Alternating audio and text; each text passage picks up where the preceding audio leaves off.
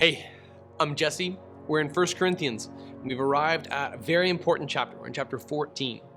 Right? We saw God's design for various spiritual gifts in chapter 12. We see that all those gifts are to be used in love. That's what our curriculum covers. And now in chapter 14, Paul's going to continue to refine our understanding of spiritual gifts. Pursue love and desire spiritual gifts, and especially that you may prophesy. For the person who speaks in another tongue is not speaking to people, but to God. Since no one understands him, he speaks mysteries in the Spirit. On the other hand, the person who prophesies speaks to people for their strengthening, encouragement, and consolation. The person who speaks in another tongue builds himself up, but the one who prophesies builds up the church.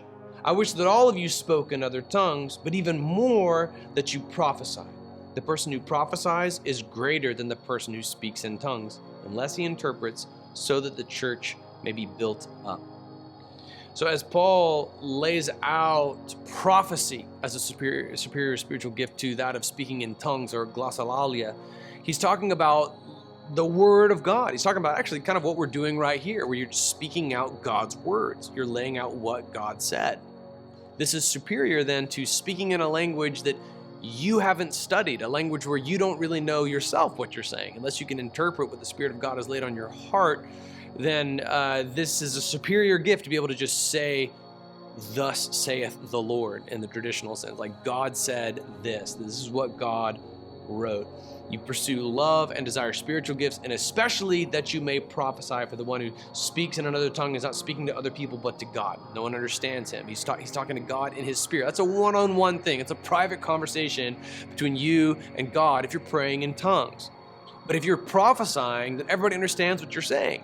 He's laying the groundwork for something that's going to come into play throughout the rest of the chapter. The delineation between prophecy and tongues is important. Okay, so if you speak in tongues, you just speak out a language, you don't know what you're saying, you're not really prophesying. What prophesying is, in the modern day context, I believe is most akin to expository preaching.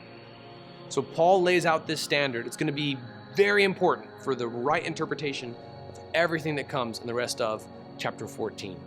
I'll see you tomorrow as we further delve into this controversial yet very clear chapter on how the spiritual gifts are to be exercised in the context of the church.